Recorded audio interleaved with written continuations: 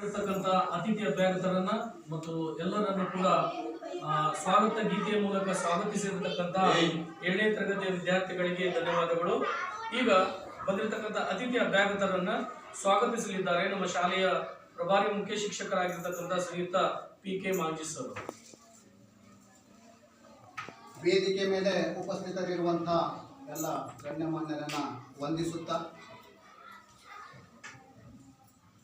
ಸಾಮಾಜಿಕ ಪರಿಶೋಧನಾ ನಿರ್ದೇಶನಾಲಯ ಬೆಂಗಳೂರು, ಗ್ರಾಮೀಣಾಭಿವೃದ್ಧಿ ಮತ್ತು ಪಂಚಾಯತ್ ರಾಜ್ ಇಲಾಖೆ, ಜಿಲ್ಲಾ ಪಂಚಾಯತ ಉತ್ತರ ಕನ್ನಡ, ಶಾಲಾ ಹಂತದ ಸಾಮಾಜಿಕ ಪರಿಶೋಧನಾ ವರದಿಯ ಶಾಲಾ ಸಭಾ ಕಾರ್ಯಕ್ರಮ.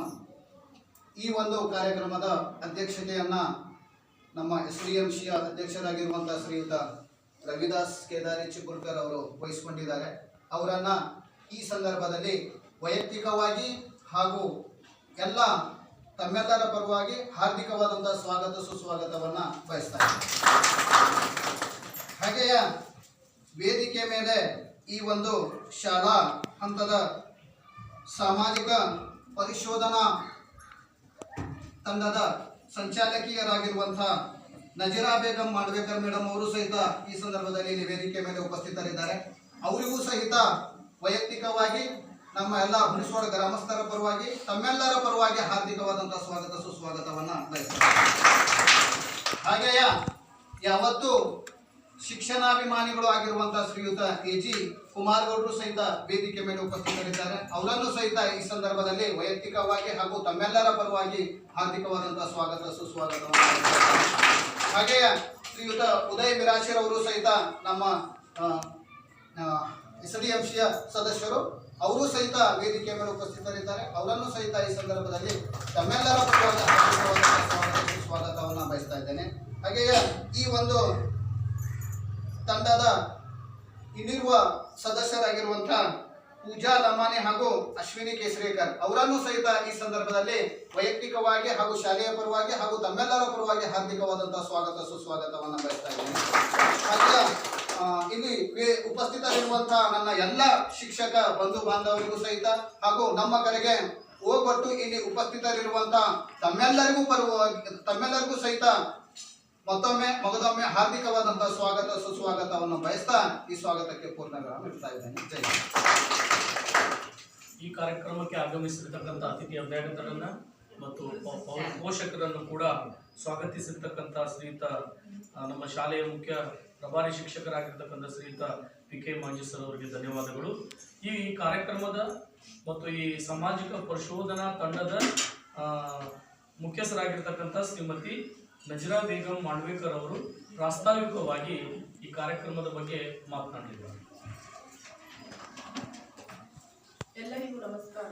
ಸಾಮಾಜಿಕ ಪರಿಶೋಧನಾ ನಿರ್ದೇಶನಾಲಯ ಬೆಂಗಳೂರು, ಜಿಲ್ಲಾ ಪಂಚಾಯತ್ ಉತ್ತರ ಕನ್ನಡ, ತಾಲೂಕ್ ಪಂಚಾಯತ್ ಹರಿಯಾಣ, ಶಾಲಾ ಶಿಕ್ಷಣ ಮತ್ತು ಸಾಕ್ಷರತೆ ಇಲಾಖೆ ಬೆಂಗಳೂರು ಇವರ ವತಿಯಿಂದ ನಾವು ದಿನಾಂಕ 30/12/2025ರಿಂದ 1/1/2026ರವರೆಗೆ ನಾವು 3 ದಿನಗಳ ಕಾಲ ಸಾಮಾಜಿಕ ಪರಿಶೋಧನೆಯನ್ನು ಹಮ್ಮಿಕೊಂಡಿದ್ದೇವೆ.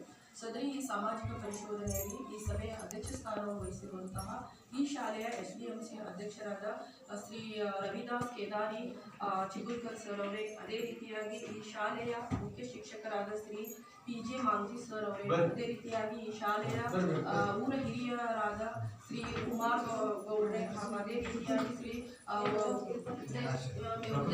ಸರ್ ಅವರೇ, ಅದೇ ರೀತಿಯಾಗಿ ಉಪಸ್ಥಿತಿರುವಂತಹ ಎಲ್ಲ ಸಹಶಿಕ್ಷಕ ವರ್ಗದವರೇ ಹಾಗೂ ಈ ಕಾರ್ಯಕ್ರಮದ ಮುಖ್ಯ ಕೇಂದ್ರ ಬಿಂದುವಾಗಿರುವ ಮುದ್ದು ಮಕ್ಕಳ ಪೋಷಕರೇ, ಇಂದು ನಾವು ಸರ್ಕಾರದ ನಿರ್ದೇಶನದ ಪ್ರಕಾರ ಈ ಸಾಮಾಜಿಕ ಪರಿಶೋಧನೆ ಅನ್ನೋದು ಯಾವುದೇ ಒಂದು ಯೋಜನೆ ಅನುಷ್ಠಾನ ಮಾಡಿದರೆ ಅದರಲ್ಲಿ ಜನರ ಸಹಭಾಗಿತ್ವ ಇರಬೇಕು ಮತ್ತು ಯೋಜನೆಯ ಬಗ್ಗೆ ಜನರಿಗೆ ಮಾಹಿತಿ ಇರಬೇಕು ಮತ್ತು ಅವರಿಂದಲೇ ಯೋಜನೆ ಅನುಷ್ಠಾನ ಆಗಬೇಕು ಅನ್ನೋದು ಒಂದು ಸರ್ಕಾರದ ನಿಟ್ಟಿನಲ್ಲಿ ಈ ಸಾಮಾಜಿಕ ಪರಿಶೋಧನೆ ಅನ್ನೋದು ಗ್ರಾಮೀಣಾಭಿವೃದ್ಧಿ ಮತ್ತು ಪಂಚಾಯತ್ ರಾಜ್ ಇಲಾಖೆಯಲ್ಲಿ ರಾಷ್ಟ್ರೀಯ ಗ್ರಾಮೀಣ ಉದ್ಯೋಗ ಖಾತ್ರಿ ಯೋಜನೆ ಅನ್ನೋದು ಜಾರಿಯಾಯಿತು 2005ರಲ್ಲಿ. ಆಗಿನಿಂದಲೇ ಇದು ಒಂದು ರಾಜ್ಯದಲ್ಲಿ ಅಂದರೆ ಗ್ರಾಮೀಣಾಭಿವೃದ್ಧಿ ಪಂಚಾಯತ್ ರಾಜ್ ಇಲಾಖೆಯಲ್ಲಿ ಸಾಮಾಜಿಕ ಪರಿಶೋಧನಾ ನಿರ್ದೇಶನಾಲಯ ಅಂತೇಳಿ ಒಂದು ಪ್ರತ್ಯೇಕವಾದ ನಿರ್ದೇಶನಾಲಯ ಕೆಲಸ ಮಾಡ್ತಾ ಇದೆ.